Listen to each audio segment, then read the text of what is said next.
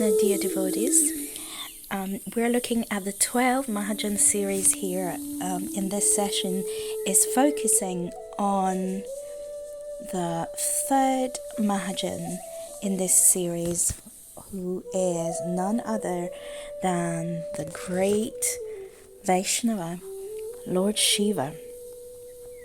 So just a little recap on what Mahajan means. So Mahajan means great soul. So the Shastras say one should accept the teachings of Mahajans because they teach us how to surrender unto the Supreme Lord, and we can achieve success in spiritual life by simply following great personalities, and only this will take us to the ultimate goal. There's no point understanding spiritual topics simply by arguments and speculations.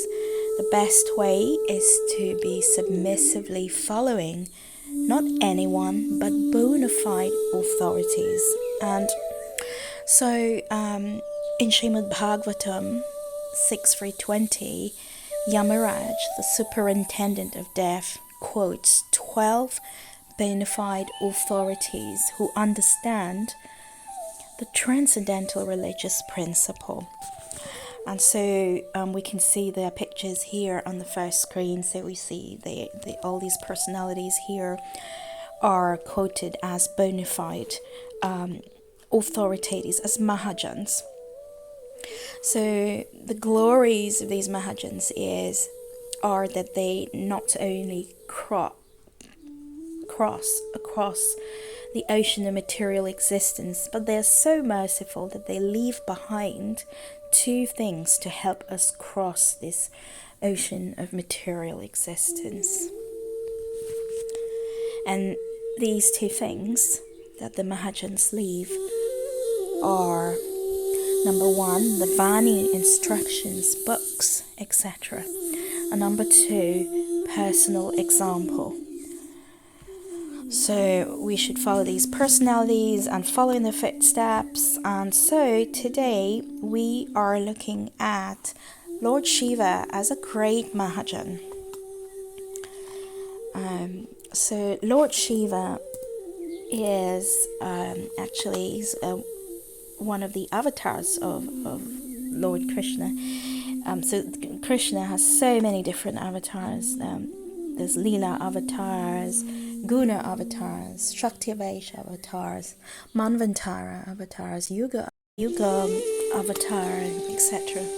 So Lord Shiva is one of the Guna avatars of the Lord. So Guna means modes of material nature, and we know there are three modes of material nature: mode of goodness, mode of passion, and mode of ignorance. So Lord Shiva is in the mode of ignorance, and at the time of annihilation he is the one who will annihilate the material world. So at the end of Lord Brahma's life, or in the night of Lord Brahma, when there is annihilation, this task is entrusted to Lord Shiva. So Lord Shiva is the consort of Durga Devi. So we know Durga Devi is she's the bestower of all opulence and fortune in this material world. So we can see that he has two sons. So we see Lord Ganesh and Kartikeya. Lord Shiva, you can see his vehicle. So he rides on a bull, and this bull is called Nandi. So Lord Shiva is the topmost Vaishnava, as we mentioned. He has unflinching devotion to the Supreme Personality of Godhead, Shri Krishna. In Srimad Bhagavatam 12, 13, 16, it is said, Vaishnavanam yatha Shambhu. Lord Shiva is the greatest of the Vaishnavas, the worshippers of Lord Vishnu. Lord Shiva exemplifies the perfect mood, of a Vaishnava, and he is known for his spirit of compassion. So Lord Shiva is constantly immersed in offering prayers and meditating on the Supreme Lord. And Lord Shiva himself, while instructing the Prachetas, so these are sons of a king, so he was instructing them with prayers to satisfy the Supreme Lord. And he says in Srimad Bhagavatam 4:24-44, Darshanam no didrukshunam dehi bhagavatarchitam rupam priyatatmam svanam sarvendriya gunanjanam. My dear Lord, I wish to see you exactly in the form that your very dear devotees worship. You have many other forms, but I wish to see your form that is especially liked by the devotees. Please be merciful upon me and show me that form, for only that form worshipped by the devotees can perfectly satisfy all the demands of the senses. So Prabhupada explains the conclusion is that Lord Shiva wants to see Krishna in complete perfection, not in an impersonalist way. And the Lord has various forms, and his beautiful form as the companion of the cowherd boys and the gopis is the most perfect form. The form is called Kishora Murti. Since Lord Shiva is always meditating on the lotus feet of the Supreme Lord Krishna, he is the symbol of all good fortune. And in Srimad Bhagavatam, Lord Shiva himself explains to Mother Parvati the potency of such pure consciousness.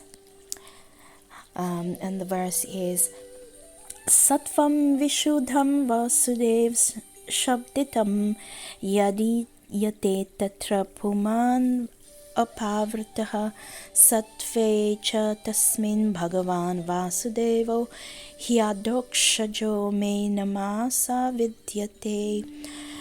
Translation: I am always engaged in offering obeisances to Lord Vasudev in pure Krishna consciousness.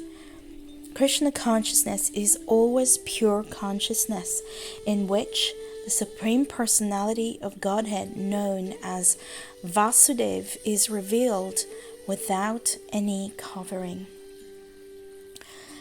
So, Lord Shiva, he's known as Yogeshwar, the topmost yogi. Although being the husband of Durga Devi, who is the bestower of all fortune, all wealth, he is not attached to materialistic wealth, material things. He controls his senses very well. He's a yogi. He lives in a humble, simple, austere condition. He actually, although being the husband of Durga, he has no clothes. He wears only a deer skin, as we can see. He has no house. He lives on top of Kailash mountain. So we can see that this is the quality of devotees of the Lord, that they are not attached to material opulence, fame, prestige, material objects. They are only attached to the lotus feet of the Lord, because they know that every material thing is temporary and it doesn't really satisfy the self. So the service of Lord Shiva, we said, is dissolution of the universe. he has his trident, and he does his Tandava dance, and he destroys the universe. But his service to Krishna, more importantly, is to uplift those in the mode of ignorance. The ghosts, the demons, the hobgoblins, to whom he is very kind and who associates with him. And we know that Lord Shiva is very, very renounced, and he smears his body with ashes from the crematorium. And he associates with these creatures. So without the mercy of Lord Shiva, they wouldn't have any hope for upliftment.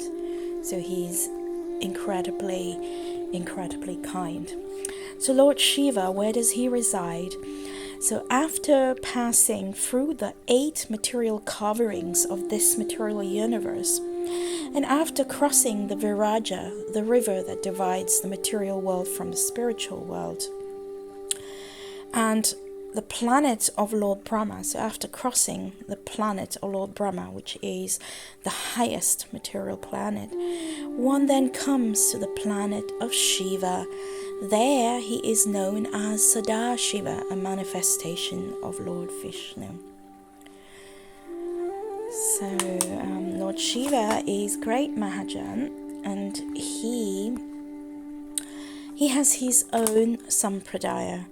So sampradaya, so basically Lord Shiva is one of the 4 primary spiritual masters. So we can see the 4 primary spiritual masters here: Lord Brahma, Lakshmi Devi, the Kumaras, and we have Lord Shiva. So one of the 4 primary spiritual masters who teaches pure devotional service to the Supreme Lord Krishna. So actually, Vaishnavas are very, very dear to Lord Shiva, and he himself says so in Srimad Bhagavatam 4:24-28.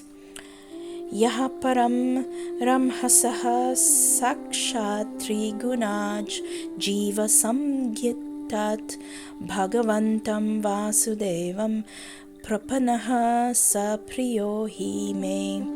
Lord Shiva continues, so any person,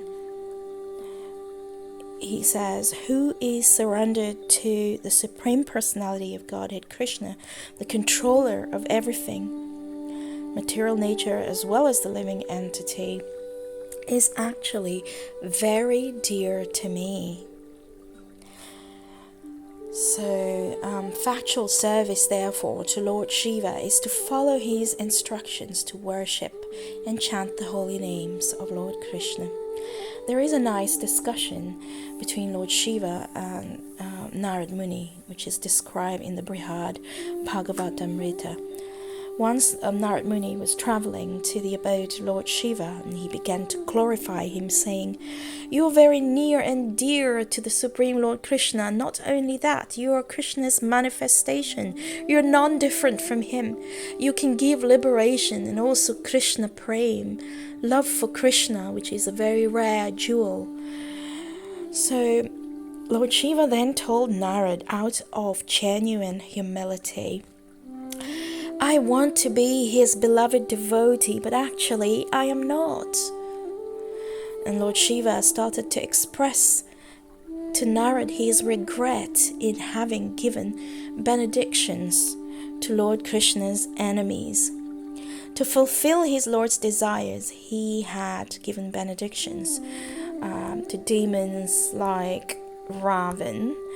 So we see here in this slide a few of the demons he gave benedictions to.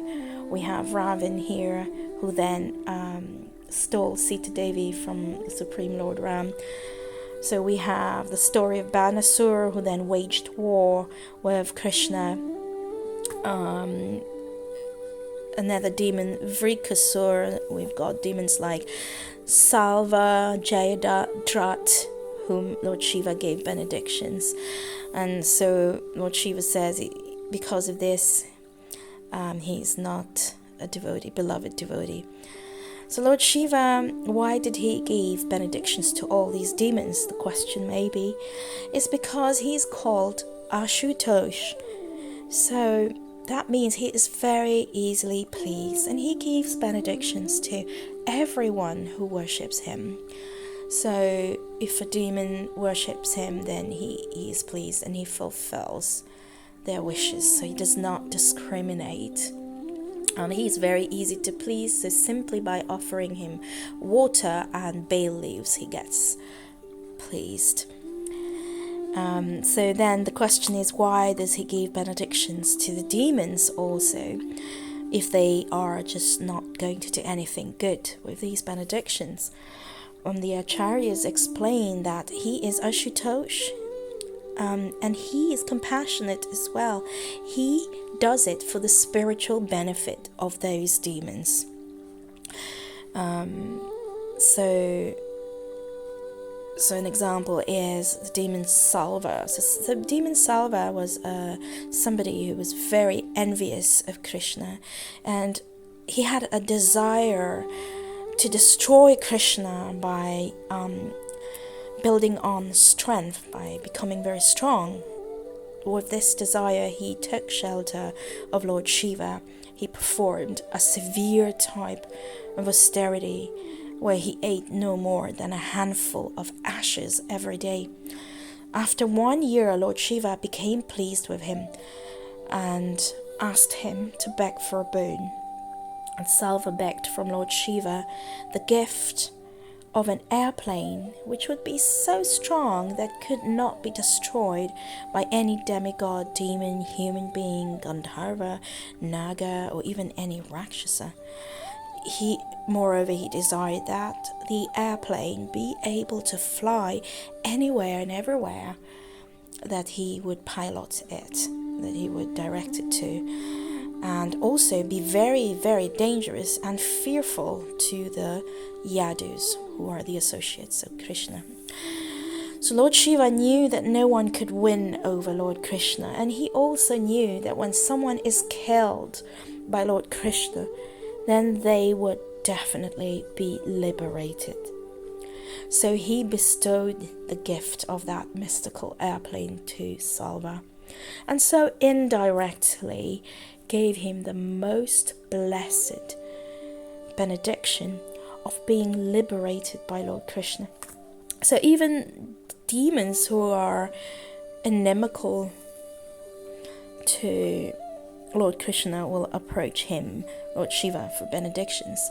And Lord Shiva is extremely clever, and so he grants them these nice benedictions, but his inner motive is always to serve his Lord Sri Krishna, and to help the demons to get liberated by Lord Krishna.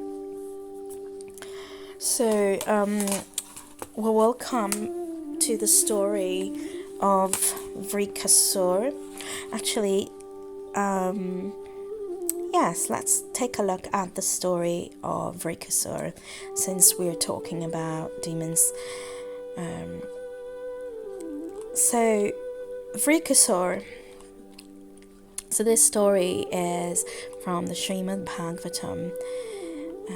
So once Lord Shiva, after he gave a benediction to the demon called Vrikasur, the son of Shakuni, was himself entrapped in a very dangerous position. So basically, Vrikasura, once he inquired from Narad Muni, he inquired of the three deities, namely Lord Brahma, Lord Vishnu, and Lord Shiva, who is most quickly satisfied. Now, Narad could understand the plan of the demon, and he advised him, "You had better worship Lord Shiva, then you will quickly get the desired result." Lord Shiva is very quickly satisfied, very quickly dissatisfied also, but you try to satisfy Lord Shiva. So after receiving this instruction, the demon Vrikasura went to a place of pilgrimage called Kedaranatha, which still exists. And So the demon, he went there, he ignited a sacrificial fire to please Lord Shiva. And after igniting the fire in the name of Lord Shiva to please him, Vrikasura began to offer him his own flesh by cutting it from his body.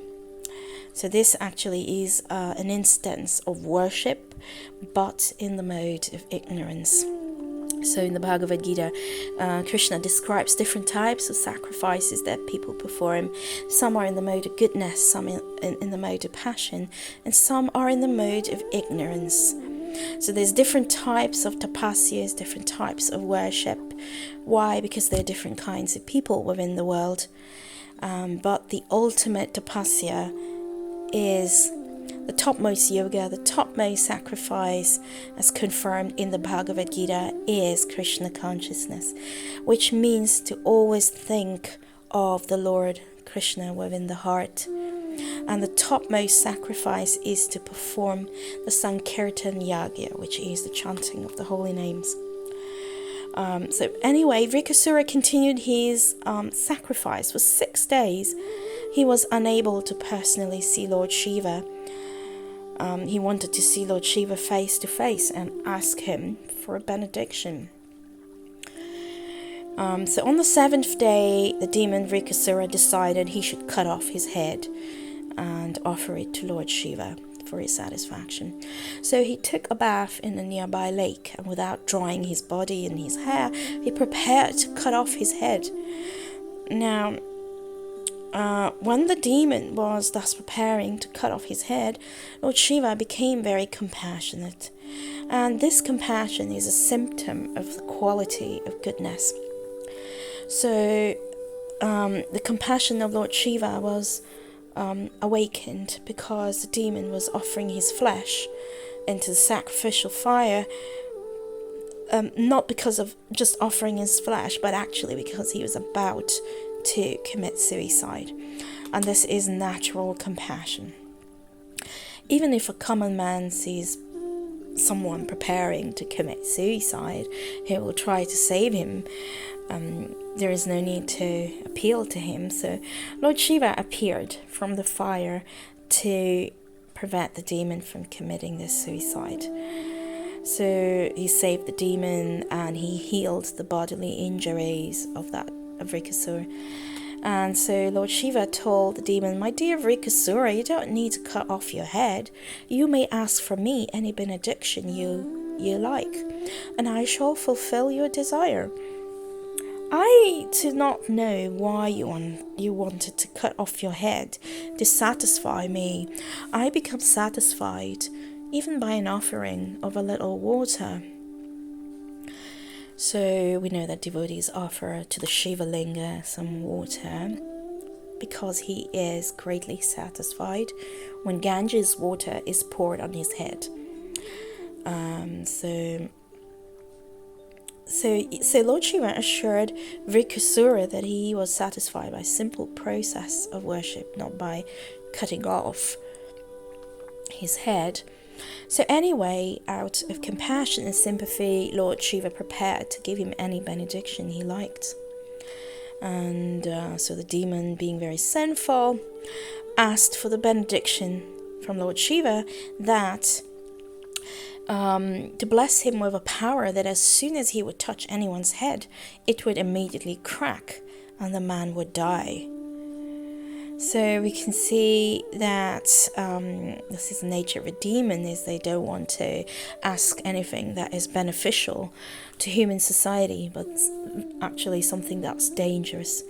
So Lord Shiva could understand actually the motive of the demon, and he was very sorry that he had assured him that whatever benediction he liked he would give, and he could not withdraw his promise.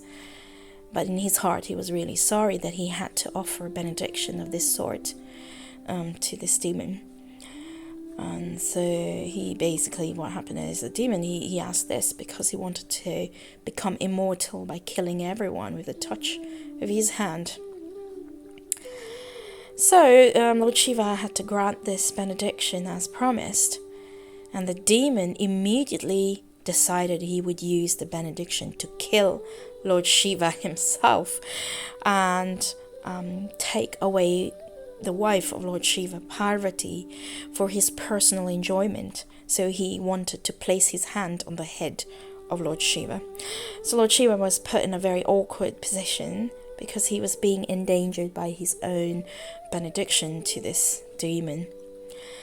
So Lord Shiva was so afraid of Rikasura that his body trembled, and he fled from the land to the sky, from the sky to other planets, until he reached the limits of the universe above the higher planetary systems. The demon Vrikasura continued to chase him everywhere. So the predominating deities of other planets, such as Brahma, Indra, Chandra, could not find any way to save Lord Shiva from this impending danger. So at last Lord Shiva approached Lord Vishnu, who is on the planet known as Shweta-dweep. Shweta-dweep is a local Vaikuntha planet beyond the jurisdiction of the influence of the external energy. So anyone who enters into Vaikuntha actually never returns to this material world. Lord Narayan, who resides there, is celebrated as a lover of his devotees, and as soon as he understood that Lord Shiva was in great danger, he appeared as a brahmachari, and he personally approached Lord Shiva to receive him from a distant place. The Lord appeared as a perfect brahmachari with a belt around his waist, a sacred thread, a deer skin, a brahmachari stick, and beads, Rudra beads. So dressed as a brahmachari, Lord Narayan stood before Lord Shiva, and this shining effulgence emanating from his body attracted not only Lord Shiva but also the demon Vrikasura. So Lord Narayan offered his respects and obeisances onto Vrikasura, the demon, just to attract his sympathy and attention. Thus stopping the demon, the Lord addressed him as follows: "My dear son of Shakuni, you appear very tired, as if coming from a very distant place. What is your purpose? Why have you come so far? I see that you are fatigued, so I request you to take a little rest. You should not unnecessarily tire your body. Everyone greatly values his body, because only with the body can one fulfill all the desires of one's mind. So we should not therefore unnecessarily give trouble to the body." So Vrikasura then took the brahmachari to be someone known to his family, and therefore the brahmachari's sympathetic words appealed to him. Before the demon could argue that he had no time to take rest, the Lord informed him about the importance of the body, and the demon was convinced. So he became convinced about the importance of his body, and he was greatly pacified by the sweet words of Lord Narayan in the form of a brahmachari. And at last the demon disclosed all that had happened in regard to the benediction offered by Lord Shiva. So the Lord replied to the demon as follows: "I myself cannot believe that Lord Shiva has in truth given you such a benediction. As far as I know, Lord Shiva is not in a sane mental condition. When he had a quarrel with his father-in-law Daksha, he was cursed to become a ghost, and thus he has become the leader of the ghosts and the hobgoblins. Therefore I cannot put any faith in his words. But if you still have faith in the words of Lord Shiva, my dear king of the demons, then why don't you make an experiment by putting your hand on your own head? If the benediction proves false, then you can at once kill this liar, Lord Shiva, so that in the future he will not dare give out false benedictions." In this way, by Lord Narayan's sweet words, by the expansion of his superior illusion, the demon became bewildered, and he actually forgot the power of Lord Shiva in his benediction. So he was thus very easily persuaded to put his hand on his own head, And as soon as the demon did that, his head cracked as if struck by a thunderbolt, and he immediately died. So in this way, Lord Vishnu released Lord Shiva from the danger and saved the whole situation. So this is so then Lord Narayan informed Lord Shiva that this demon Vrikasura, he was killed as the result of his own sinful activities. He was sinful and offensive because he had wanted to experiment on his own master, Lord Shiva. So this is a very, very nice story in the Srimad Bhagavatam. So let's see. There are lots of beautiful pastimes and lots of teachings of Lord Shiva, but because of time limits, let us take a look at one very important pastime where the beautiful qualities of Lord Shiva becomes apparent by his actions and his words. And this is the pastime in Srimad Bhagavatam. It's a story, the Daksha Yagya pastime.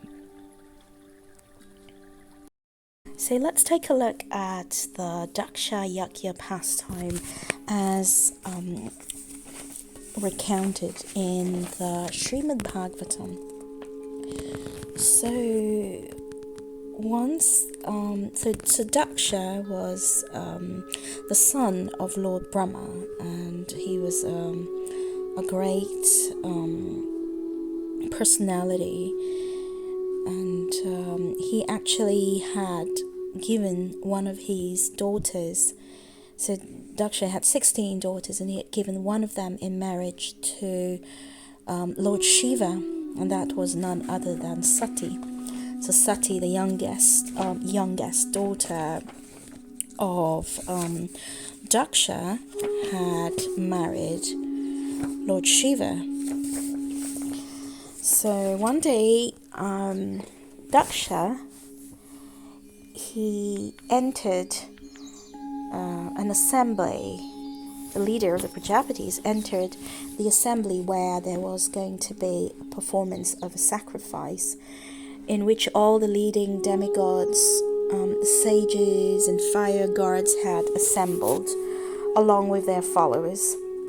So when he entered the assembly, his bodily luster illuminated the entire sacrificial arena, minimizing the importance of all others that were present there. Indeed, everyone respectfully stood up to receive him, with the exception of Lord Brahma and Lord Shiva. So Lord Brahma, he was the leader of the assembly. He welcomed Daksha. He was the father of Daksha. But because Lord Shiva did not rise to greet him, Daksha became very angry and offended when Lord Shiva remained silently seated. Actually, Lord Shiva was deep in meditation, and he had not noticed that because he was in trance. He didn't notice. It's not that he didn't want to welcome Daksha. But Daksha became very angry, his eyes glowing with rage. Daksha spoke to the assembly. Shiva has polluted the path of gentle manners, and by doing so, he is spoiling the good reputation of the demigods. By marrying my daughter, he has become my subordinate, and yet he is so shameless that he did not even bother to stand up to receive me or offer me any words of welcome.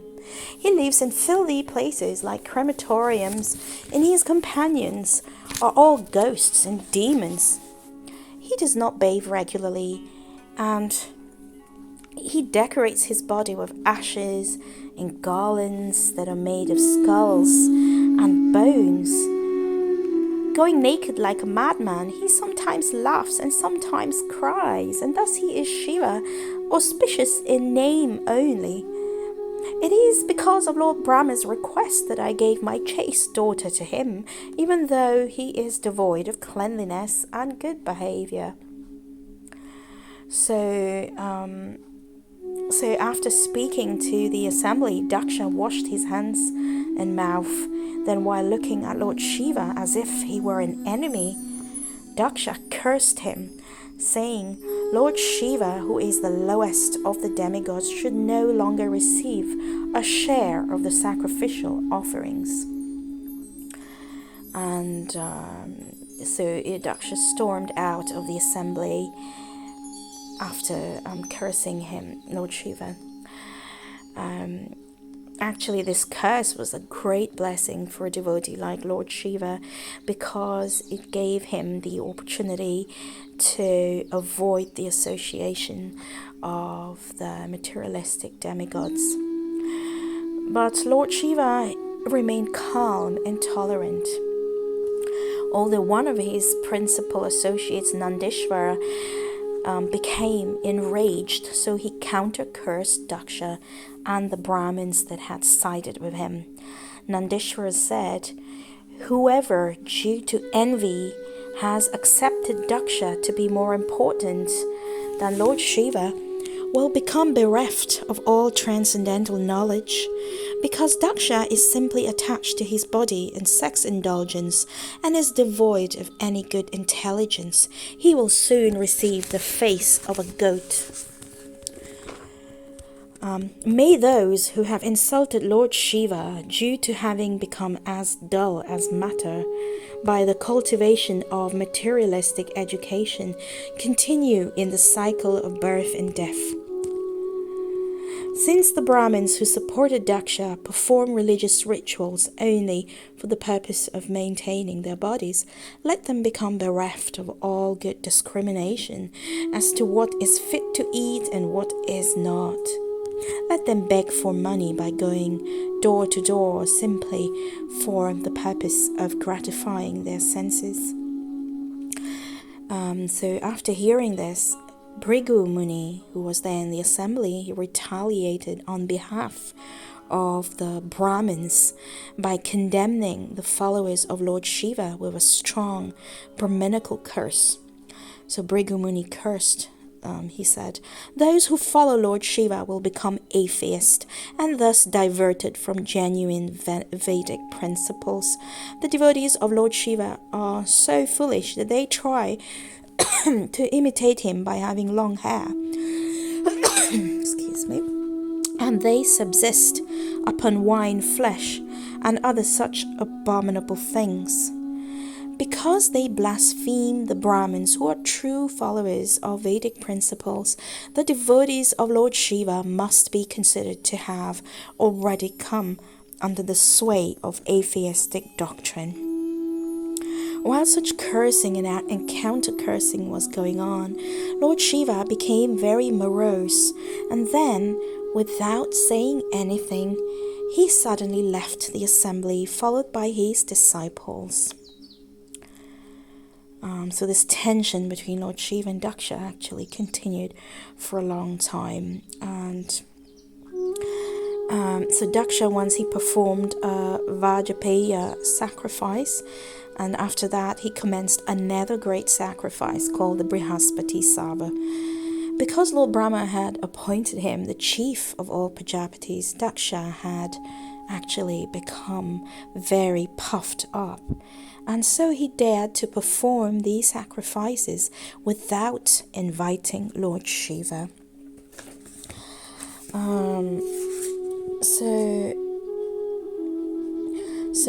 So what happened is Daksha purposely neglected Lord Shiva, the greatest Vaishnava, and that was not befitting. So the sages, the demigods, came from all over the universe to attend Daksha's sacrifice.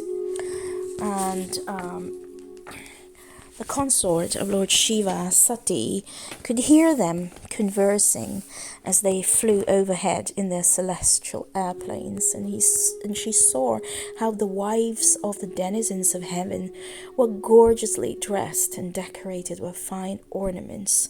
So she addressed her husband with great anxiety. Sati said, "My dear Lord Shiva, your father-in-law is preparing to perform a great sacrifice. All of the other demigods have been invited along with their wives, and so we may also go if you desire. My sisters and their husbands are certainly going there to visit their relatives. Therefore, I also want to dress up and go there wearing the ornaments given to me by my father. Due to our family feud, I have not visited my father's house for such a long time, and so I am very anxious to see my relatives. I know that you're very exalted and thus do not care for these social functions, but I am a poor woman, and so I want to go. How can a daughter remain undisturbed after hearing that a festival is taking place at her father's house? I know that we've not been invited, but there is no harm if one goes to the house of a friend, husband, spiritual master, or father without an invitation. My dear Lord, please be kind upon me and fulfill my desire." So, Lord Shiva smilingly replied, while remembering Daksha's malicious and heart-piercing words. Here he said, "My dear beautiful wife, it is true that one may go to a friend's house without an invitation, but this is true only if such a friend does not find fault with one and become angry due to being in the bodily conception of life.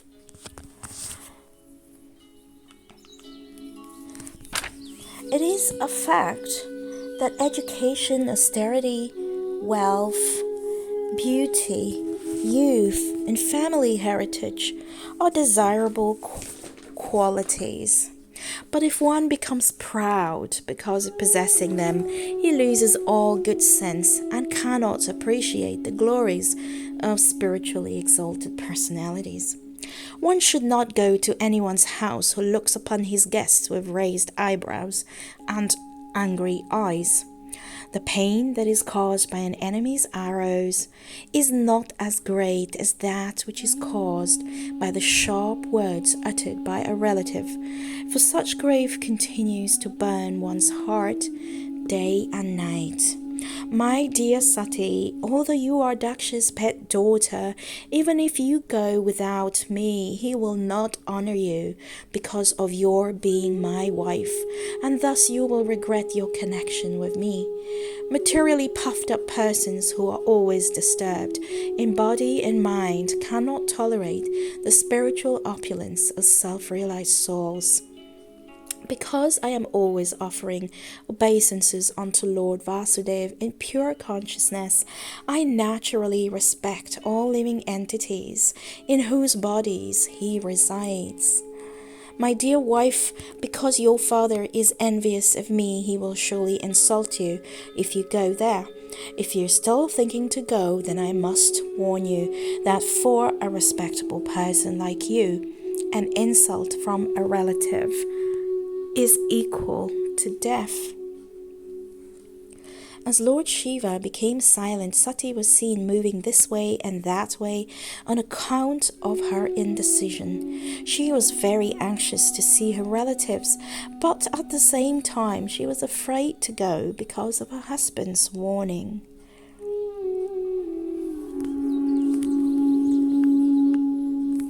Feeling very aggrieved because Lord Shiva had forbidden her to go, Sati began to tremble as tears fell from her eyes.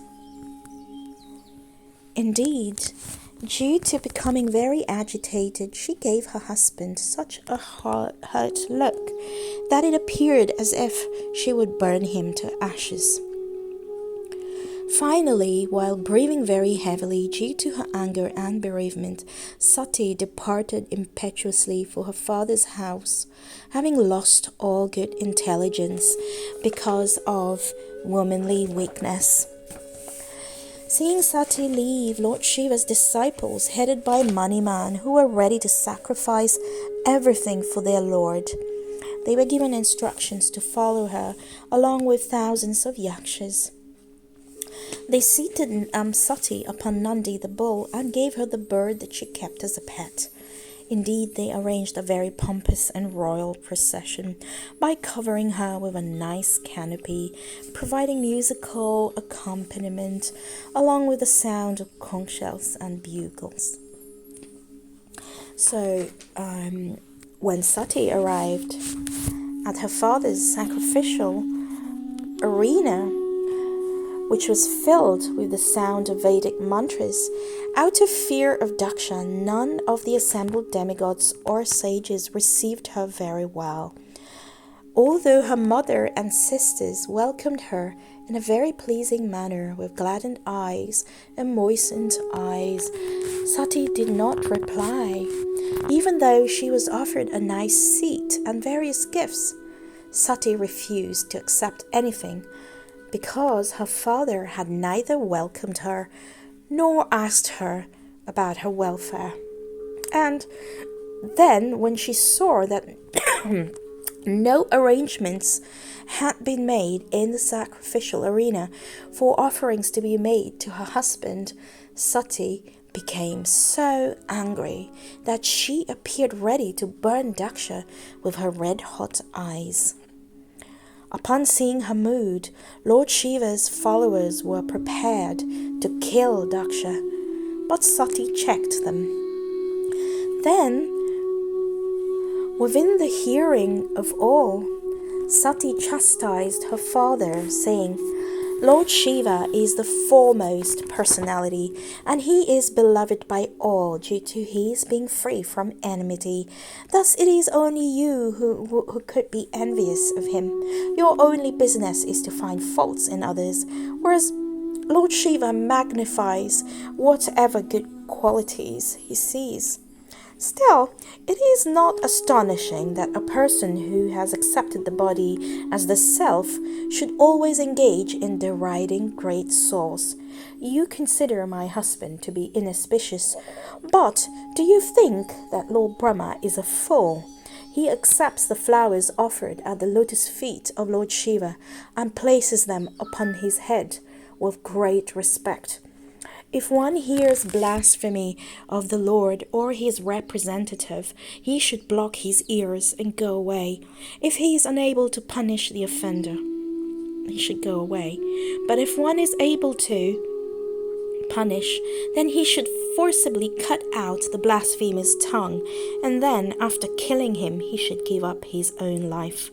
Since you are my father, and because others might accuse my husband of having employed me to do what he could not, I will not kill you. Instead, I will give up this abominable body I have received from you. If someone has swallowed poisonous food, the best treatment is to vomit. My dear father, the opulence of Lord Shiva is impossible for you or your flatterers to imagine, because persons who perform great fruitive sacrifices for gratifying their bodies can hardly understand the position of self-realized souls. I am very ashamed of my bodily relationship with you, because you are an offender at the lotus feet of Lord Shiva. Indeed, whenever my husband addresses me as Dakshayani, I become very morose. Now, I will give up the body that I had received from you. So, after saying this, Sati, who was dressed in saffron-colored clothes, sat on the ground facing north. After purifying herself by touching water, She closed her eyes and began to absorb her mind in meditation upon the lotus feet of Lord Shiva.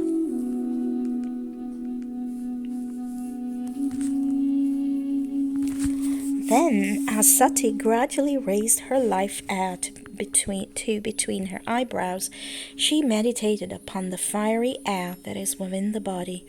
As a result, Sati became engulfed in a blazing fire. And in this way, she gave up the body her father had given her. She did this so she could have another birth that would allow her uncontaminated association with her Lord. And a tumultuous uproar resounded all over the universe as the denizens of heaven exclaimed, "Oh, why has Sati, the wife of the most respectable demigod, quit her body in anger? How could Daksha have been so cruel to his own daughter, who was such a chaste and exalted girl? Obviously, he is so hard-hearted that he is unworthy of being called a Brahmin. Daksha will surely become infamous for having offended the Supreme Lord and for failing to prevent the death of his own daughter." So while the members of the assembly spoke amongst themselves in the same way, the followers of Lord Shiva prepared to kill Daksha with their weapons. To atone for having failed to protect their mistress, they were ready to give up their own lives after killing the offender.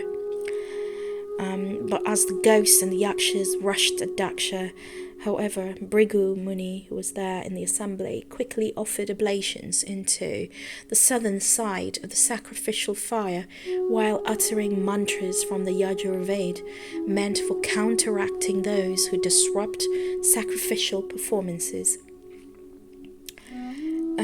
So instantly thousands of demigods named Ribhus appeared from the fire, and they attacked Lord Shiva's followers with half-burnt wood from the fire.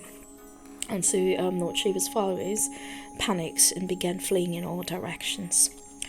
When Lord Shiva heard from Narad Muni about Sati's suicide and the defeat of his followers at the hands of the Vibhu demigods, he became furious. With such an ugly turn of events, he was very unpleased, and he decided to kill Daksha in retaliation. And for this purpose, he snatched a hair. So for this purpose, he snatched a hair from his head while biting his lip with rage. Laughing like a madman, Lord Shiva dashed that blazing hair onto the ground, and as a result, a fearful black demon named Virabhadra was created. He was as tall as the sky and bright as 3 suns. The demon had thousands of arms, sharp teeth, blazing hair. Adorned with garlands of human heads, he stood before Lord Shiva with folded hands and inquired, "What shall I do, my lord?" So Lord Shiva ordered Virabhadra, who was the personified anger of the Supreme Personality of Godhead, and thus fully confident of his prowess, "Go and kill Daksha and destroy his sacrifice." As Virabhadra ran with his uplifted trident and his bangles appeared to roar, he looked fearful enough to kill even Death himself.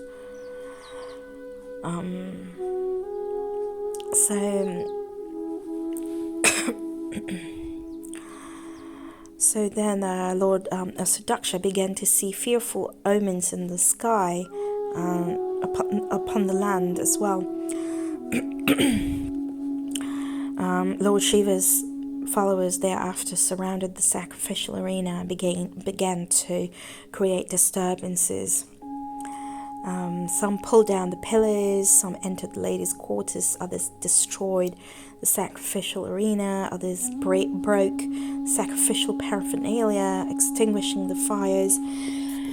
Some of them blocked the way of the fleeing sages, others arrested the demigods who tried to escape.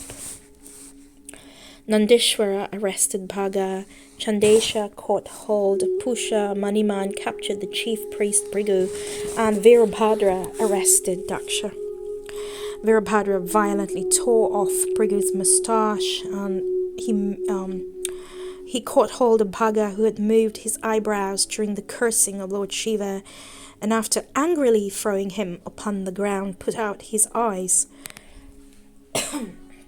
Virabhadra then knocked out Daksha's and Pusha's teeth, since both of them had shown their teeth as an insult to Lord Shiva.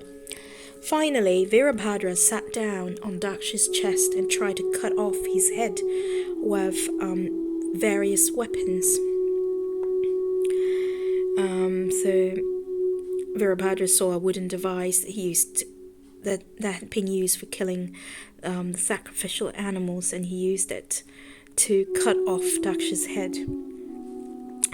Upon this being achieved, Lord Shiva's followers cheered with joy, while the Brahmins began to wail with grief. Virabhadra then picked up Daksha's head and threw it as an offering into the southern side of the sacrificial fire. So Lord Shiva's followers, they destroyed Daksha's sacrifice, and they finally, after setting fire to the whole arena, they departed for Kailash. Having been defeated and injured by Lord Shiva's soldiers, the Brahmins, the demigods, went to take shelter of Lord Brahma. They anxiously explained to him all that had happened. So after hearing from the demigods, Lord Brahma replied, "You cannot become happy by performing a sacrifice and at the same time blaspheming a great personality. By excluding Lord Shiva from his share of the sacrificial offerings, you have all become offenders at his lotus feet. Therefore, you must go and surrender unto him by falling down at his lotus feet without any mental reservations. Lord Shiva is so powerful that he can immediately destroy all the planets along with their presiding deities. Because he has become very aggrieved due to the loss of his wife, as well as Daksha's cruel words, it behooves you to go and beg for his forgiveness." Thereafter, Lord Brahma escorted the demigods and the great sages to Lord Shiva's abode, known as Kailash Hill. So they went to Kailash to seek forgiveness from Lord Shiva. And when they saw him, the demigods and Brahmins offered their obeisances to Lord Shiva with folded hands. Lord Shiva was seated upon deer skin, and he was underneath a tree, and his expression was very grave. It appeared he had given up all anger, and he was surrounded by great souls like Kuvera, Narada, and the four Kumaras. And due to his body being smeared with ashes, he appeared to be like an evening cloud, and his hair was decorated with the symbol of a crescent moon. Because he was engaged in speaking about the absolute truth, the forefinger of his right hand, which held a string of Rudraksha beads, he was in the mode of argument. His left leg was placed upon his right thigh, and his left hand was resting upon his left thigh, a sitting posture called Virasana. So the demigods offered their obeisances with folded hands, and when Lord Shiva saw Lord Brahma before him, he stood up and then bowed to touch his feet, as did all of the sages headed by Narad. After being worshipped, Lord Brahma smiled to conceal his fear that Lord Shiva might still be enraged. And Lord Brahma then said, "My dear Lord Shiva, I know that you are the controller of the entire material manifestation, and thus you create, maintain, and annihilate it exactly as a spider creates, maintains, and winds up its web. My dear Lord, devotees who have fully dedicated their lives onto your lotus feet certainly see the Paramatma within everyone, and thus do not discriminate between one living entity and another. My dear Lord, you are never bewildered by the influence of the illusory energy of the Supreme Personality of Godhead, and thus you should be merciful towards those that are bewildered. You are a shareholder of the sacrificial offerings, but the foolish priest neglected you, and as a result, you destroyed everything. Now, because the sacrifice remains unfinished, please do the needful to restore it, and then take your rightful share. Let Daksha come back, get back his life, Brigu his moustache, Bhaga his eyes, and Pusha his teeth. In addition, let the Brahmins who have been injured by your soldiers become healed by your grace." So Lord Shiva then replied to Lord Brahma, "My dear father, I do not mind the childish offenses of the less intelligent demigods. I have punished them just to bring them back to the right path. Since Daksha's head has already been burned to ashes, he shall receive the head of a goat. Bhaga will be able to see his share of the sacrifice through the eyes of Mitra. Pusha will be able to chew only through the teeth of his disciples, or if he eats independently, he will have to be satisfied with the dough made from chickpea flour. Brigu will get the beard from the goat's head that is given to Daksha. The demigods and priests who have agreed to give me the share of the sacrificial offerings will recover from all their injuries. However, those..." So he said, "However, those whose arms were severed will have to work with the arms of the Ashwini Kumaras, and those whose hands were cut off will have to work with the hands of Pusha." So everyone was satisfied with this arrangement, and thereafter Brigu invited Lord Shiva to come to the sacrificial arena. Under Lord Shiva's direction, Daksha's body was joined with the head of a goat that was to have been offered in sacrifice. And as soon as the goat's head was joined to his body, Daksha regained consciousness, and he saw Lord Shiva standing before him. So Daksha's, due to seeing Lord Shiva with a respectful attitude, Daksha's heart, which had been polluted by envy, became immediately cleansed. Daksha wanted to offer suitable prayers to Lord Shiva, but as he sorrowfully remembered the death of his daughter Sati, his eyes filled up with tears and his voice choked up so that he could not speak. Having come to his senses, Daksha pacified his mind with great endeavor. He then prayed, "My dear Lord, I have committed a great offense, but you are so kind that instead of withdrawing your mercy, you have exhibited your great favor by punishing me. I did not know your glories, and thus I criticized you in the assembly of demigods and sages. As a result, I was destined to glide down to hell, but you have saved me from that fate by punishing me and thus bringing me to my right consciousness." And so after being pardoned by Lord Shiva, Daksha took permission from Lord Brahma and resumed the performance of his sacrifice with the help of the Brahmins. So Lord Vishnu then attended. He became visible, and all the sages and demigods, including Lord Brahma and Lord Shiva, offered their obeisances. to the Supreme Lord, and the Lord Shiva prayed, "My dear Lord, my mind and consciousness are always fixed upon your lotus feet, which are worshipped by all liberated sages.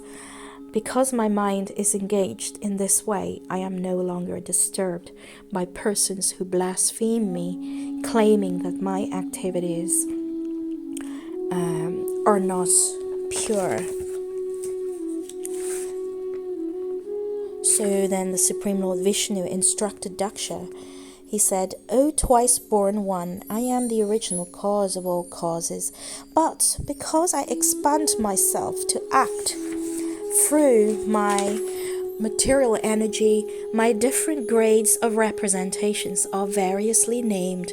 Thus Lord Brahma and Lord Shiva are not different from me, nor are any of the living beings. Only one who is in ignorance thinks that Lord Shiva or anyone else is independent of me. Just as no one considers the head and the other bodily limbs to be separate from the whole body, so my devotees see everything in relationship with me."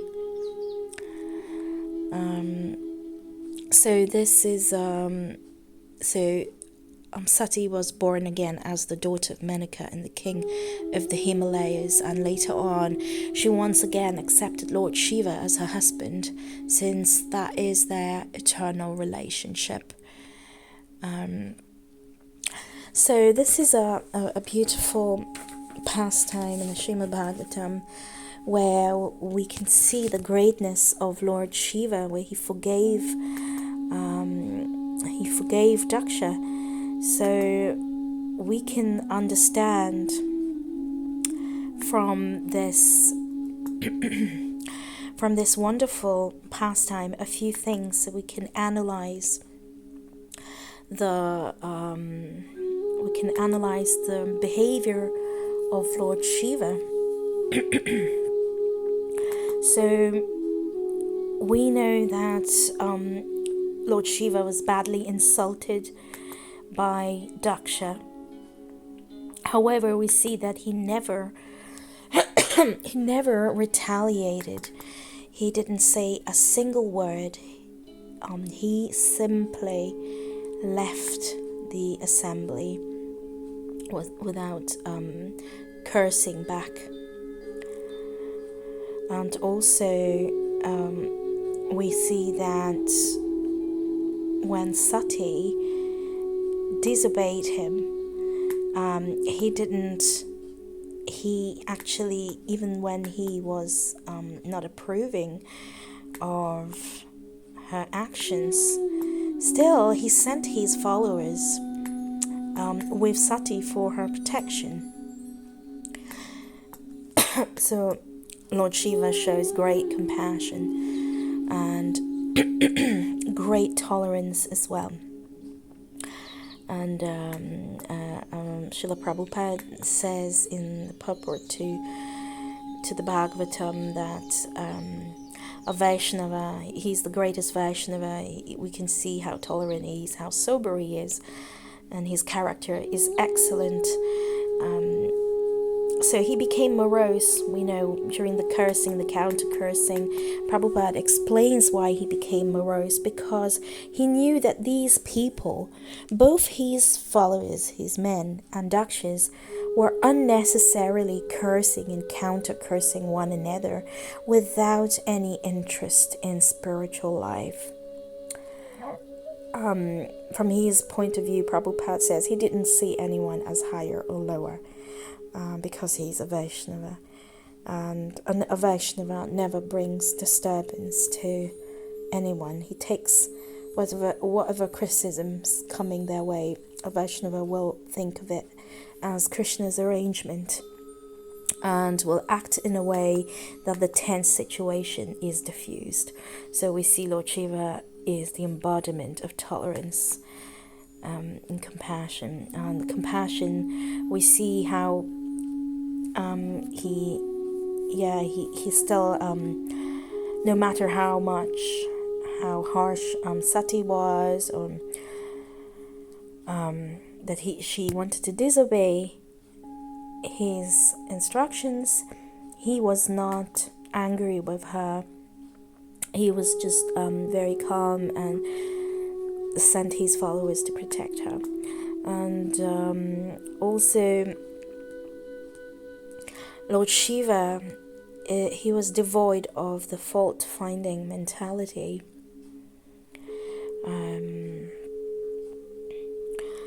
So that obviously envy was the reason why Daksha was criticizing Lord Shiva, and was the reason why he had an enmity. But Lord Shiva forgave him at the end. We see he forgave him. Lord Shiva, he can tolerate all kinds of insults on his person, but he can never tolerate insults to the devotees. So we see Parvati, Sati, when she left her body due to the harsh treatment, he became very angry. Lord Shiva created Virabhadra. He didn't create Virabhadra when he was insulted by Daksha, but when Mother Sati was insulted, he couldn't tolerate these insults to her that had caused her suicide. So that is the nature of a devotee, an exalted devotee of the Lord. And we can learn all of this from Lord Shiva, who exhibits all these wonderful qualities of humility, tolerance, compassion. And so this is a very instructive pastime, and we can all learn lessons from this. So let's take a look at another pastime. So here is another very wonderful pastime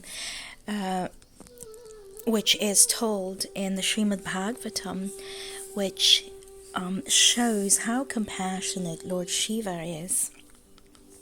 So this is the pastime of the churning of the milk ocean. So we know that, very briefly, what had happened is that the demons had become stronger than the demigods, and were causing a lot of trouble to the demigods. And so by the Lord's instructions, which were to churn the milk ocean and get nectar. So the instruction was that the demigods and the demons would need to work together and churn the ocean of milk to get nectar, which would then make the demigods stronger. So during that churning of the milk ocean, a very famous event, churning of the milk ocean, a lot of things came out of the ocean. For example, the Surabhi cow came out, Lakshmi Devi came out, but the very first thing that came out of the milk ocean when it was being churned is a very fiercely dangerous poison called the hala hala. The hala hala. And when that uncontrollable poison began spreading everywhere, it was a deadly poison, and instantly it began spreading everywhere over the entire universe. It was very dangerous because it could extinguish all life. So the demigods, accompanied by Lord Ajita, approached Lord Shiva, feeling very much afraid and unsheltered. Lord Shiva was sitting upon the summit of Kailash mountain along with his wife Bhavani, surrounded by great saintly persons who were worshipping him with the desire of liberation. So Lord Vishnu brought all the devatas to Lord Shiva for shelter.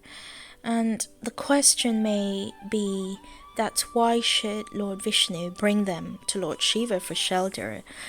We know that Lord Vishnu is the creator of the spiritual and material worlds. He says so in the Bhagavad Gita. Srila Prabhupada explains this point very nicely by quoting from a very eminent Acharya, Srila Madhava Acharya, that Lord Vishnu was perfectly competent to rectify the situation. But in order to glorify and give credit to his dearmost devotee, Lord Shiva, he did not take any action. He took them, the demigods, to Lord Shiva for protection. And Prabhupada mentions it's also a situation like we remember that Krishna in the universal form showed how he could destroy the entire Kuru army, but he wanted Arjuna to do it. He wanted Arjuna to fight, to give the glory to Arjuna, his dear devotee. So in the same way, the Lord, who is very compassionate, wants to give all glorification to his devotees. And he wanted to glorify Lord Shiva, the topmost devotee. So the demigods approached Lord Shiva and they offered beautiful prayers to him. Very respectfully, they said, "O greatest of the demigods, Mahadev, we have come to the shelter of your lotus feet. Now please save us from this fiery poison that is gradually spreading all over the free worlds. O Lord, since you are the ruler of this material world, you are also the cause of bondage and liberation. Those who are advanced in spiritual consciousness therefore surrender unto you, and in return you mitigate their distress and give them liberation from material existence." So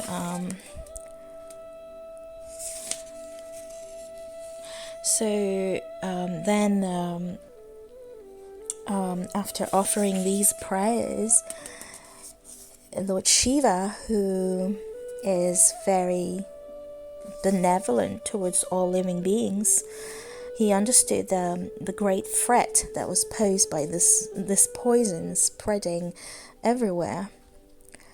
So he became very compassionate. Addressing his consort, Lord Shiva said, "My dear gentle Bhavani, just see how all living entities have been put into great danger by the poison that was produced from the churning of the milk ocean.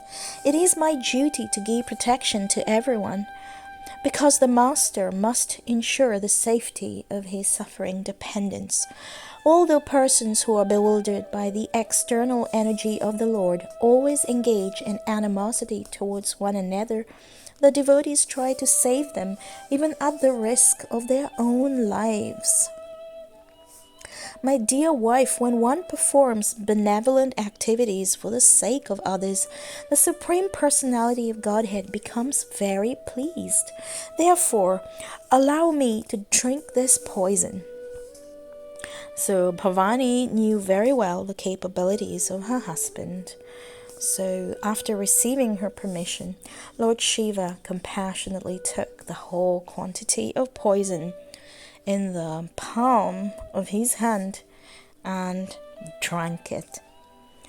As if in defamation, the poison manifested its potency by marking Lord Shiva's neck with a bluish line, which is now accepted as one of Lord Shiva's transcendental ornaments. Upon seeing this wonderful act and being relieved from the impending danger, all the demigods headed by Lord Vishnu and Lord Brahma praised Lord Shiva very highly. Whatever little poison had fallen from Shiva's hand, as we can see in the picture, was drunk by the scorpions, the cobras, poisonous drugs, and other animals with poisonous bites. So the demons and demigods, they resumed churning the ocean of milk. with renewed vigor. So we can see that Lord Shiva, he did not hesitate to protect the universe. So Prabhupada, so actually in Srimad Bhagavatam, verse 8744, the great personality Shukadev Goswami glorifies Lord Shiva very nicely as follows.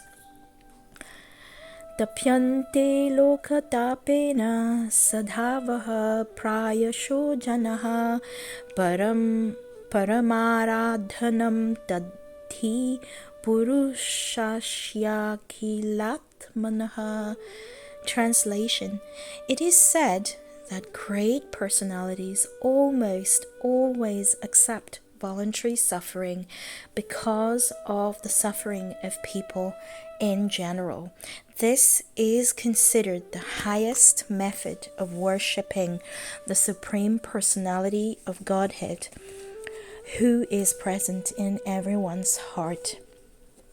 Srila Prabhupada, in his wonderful purport to the verse 8739 of Srimad Bhagavatam, says this is actually the quality.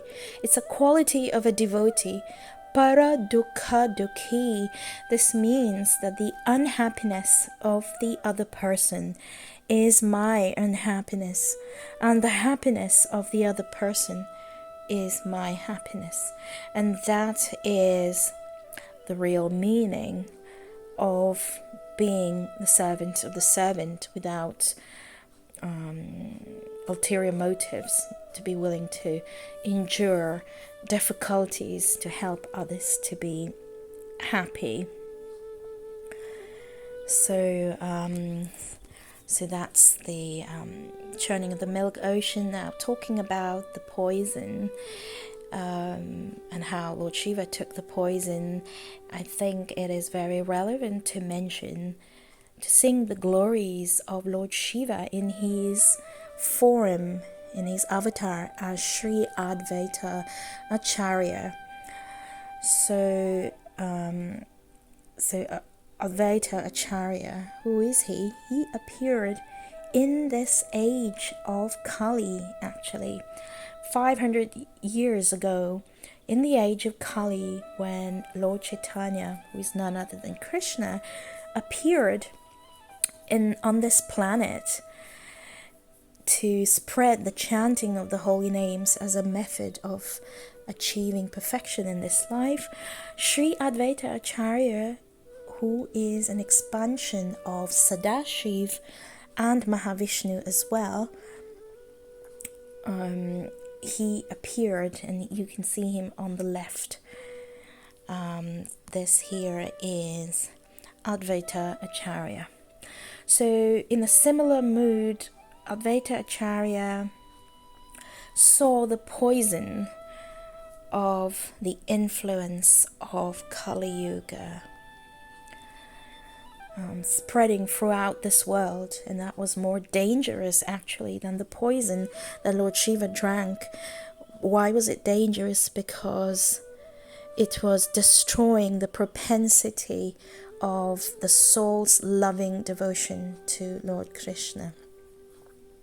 So all devotional activities were being lost, and people were becoming more and more materialistic and seeking happiness in material things and forgetting about their constitutional position as an eternal servant of Krishna. So Sadashiv, he came in combination with Mahavishnu as Advaita Acharya. So like Lord Shiva, Advaita Acharya felt deep compassion, and hence he prayed to the Supreme Lord, and he cried from the core of his heart, "O Lord Krishna, please come to this world and save this people. The poison is spreading. There has to be some shelter. Only you can do it." So by offering tulsi leaves to his Shaladharmshila, and by crying out loudly, Advaita Acharya beseeched the Lord to descend for the benefit of all living entities on this planet. And actually, time and again, Lord Chaitanya would say, he would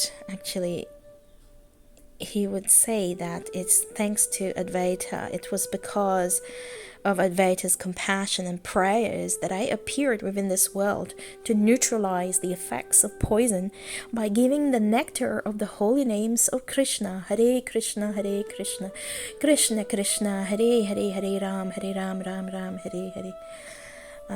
So in the Sri Chaitanya Bhagavat, Madhya Kanda 695, Lord Chaitanya says, he actually says, Lord Chaitanya, who is none other than Mahavishnu, who is none other than Krishna, he says, I was lying asleep in the ocean of milk, but I was awakened by the call of Nada, Sri Advaita Prabhu.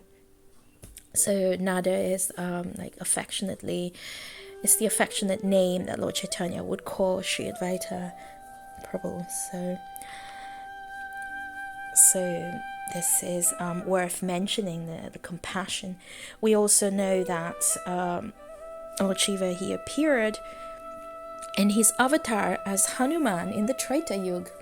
So Rudra is an expansion, Lord Shiva. Rudra is, in his avatars as Hanuman, is the symbol of true bhakti and selfless service to the Supreme Lord Ram. So we can see Hanuman. We know the story of Ramayana and how Hanuman helped Lord Ram to find Sita Devi. And we know all about how he's the great embodiment of bhakti, of devotion. Once Hanuman saw Sita applying reddish vermilion in the parting in her hair, and he asked, what is its purpose? And so Sita Devi replied, it is to give my husband Sri Ram a long life and to protect him from calamities. And hearing this, Hanuman thought, if just a pinch of sindoor can protect Ram, how safe will a huge amount keep him? He then promptly covered his entire body with sindoor. So that's why Hanuman, he's covered in sindoor. We can see a deity here. So Hanuman, therefore, Lord Rudra, great symbol of bhakti. There is another beautiful pastime here where Lord Shiva desired to see the baby form of Krishna. And it is quite an interesting pastime. Therefore, we will delve into this pastime. So this beautiful story goes like this. Once, while Lord Shiva was in deep meditation, he discovered that the Supreme Lord Krishna had appeared in Vraja at the house of Nanda Maharaj. So Lord Shiva was very intrigued and eager to see the Lord. So he decided to visit Gokul. His wife Parvati wished to accompany him, but Shiva insisted it was too far for her to travel. So Parvati then asked her husband to bring him back some of the famous butter of Gokul. So Lord Shiva arrived in Gokul, where young Krishna was performing his pastimes on the lap of his mother Yashoda. Knowing Nanda Maharaj's reputation for generosity towards Brahmins, Lord Shiva disguised himself as a Brahmin and he approached Yashoda's house. However, upon touching the dust of Vraj, he realized he should present himself in his true form, because then the Lord would recognize him. So in his natural, fearsome form, Lord Shiva, with 3 eyes, matted hair, and adorned with a tiger's skin and a garland of snakes, knocked on Yashoda's door.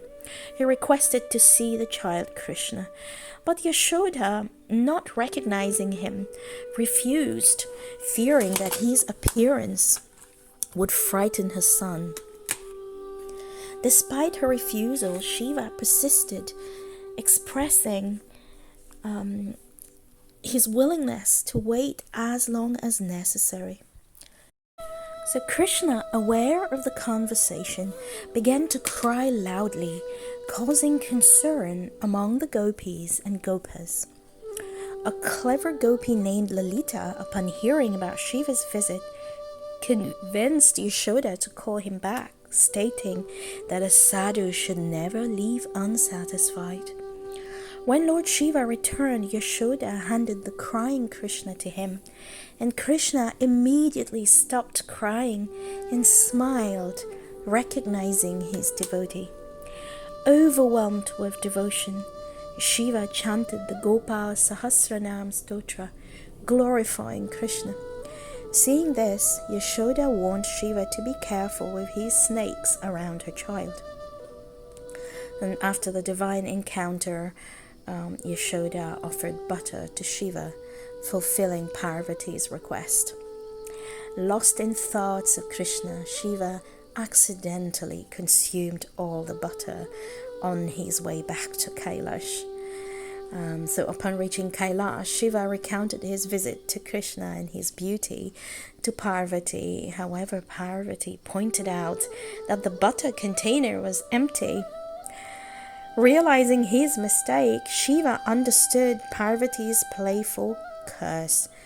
Since he did not bring prasadam for her, traditionally people do not eat Shiva's prasadam. So she actually cursed Shiva that no one would eat his prasadam. So that's one story about Lord Shiva, which is quite nice. So one last one last aspect is Lord Shiva's instructions to the Prachetas. So Lord Shiva has a Rudra Gita. So we know about the Bhagavad Gita, which is spoken by Krishna. And now we see that Lord Shiva also has a Gita, and that's called Rudra Gita. And what's the Rudra Gita? It is Lord Shiva's song to the Supreme Lord Vasudeva Vishnu, and it's known as the Hymn of Liberation. And these prayers are very beautiful, and they're contained in Srimad Bhagavatam 4:24-33 to 74. And these prayers are presented by Lord Shiva to the sons, the Prachetas that we mentioned before, who are the sons of a king called Prachina Barhi. And these are for helping the sons to reach the ultimate spiritual perfection. And one of the most important instructions that Lord Shiva gives to the Prachetas is, therefore, O sons of the King, the Supreme Personality of Godhead, Hari, is situated in everyone's heart. He is also within your heart. Therefore, chant the glories of the Lord and always meditate upon him continuously. So that's one instruction. So Rudra Gita can be accessed by clicking on the link in blue, which is here. So that is just one instruction here, but there are lots of instructions we can access from Lord Shiva. So we can access all these instructions from the Srimad Bhagavatam. So So hopefully this session has given us a little glimpse of the greatness of Lord Shiva, and inspired us to follow in his footsteps. It's nice to meditate on these wonderful qualities of Lord Shiva, and this will purify us. If we want to make spiritual advancement, then we have to follow in the footsteps of these great Mahajans, of Lord Shiva, for example, and cultivate the spirit of his love and attachment to Krishna and his devotees, the spirit of the humility of Lord Shiva, and the tolerance, and most of all his spirit of compassion. We need to follow him in these follow him. So and these very important qualities are the essence of Krishna consciousness. So let us follow Lord Shiva's instruction that he gave to the Prachetas, and chant the glories and the holy names of the Lord and meditate upon him. In this day and age, the method that has been given by the Supreme Lord, as propounded by Lord Shiva in his form as Advaita, also is the chanting of the Maha Mantra, the holy names of the Lord. Hare Krishna, Krishna Krishna, Hare Hare, Hare Ram, Ram Ram, Hare Hare. And it is a very easy process that is very appropriate for this age of Kali Yuga, where our lifespan is so short and our memories are so bad, and we're attached to all kinds of material things. It's so easy to attain perfection thanks to this method. Nobody and everybody can chant this Maha Mantra. There is no qualification required. Maybe only one qualification to accept the mantra is faith. That's the price to pay for this mantra, is faith in the holy names of the Lord. So let us all then chant this wonderful mantra and attain the supreme abode of the Lord at the end of this very lifetime. Srila Prabhupada Ki Jai. Hare Krishna, Krishna Krishna, Hare Hare, Hare Ram, Ram Ram, Hare Hare.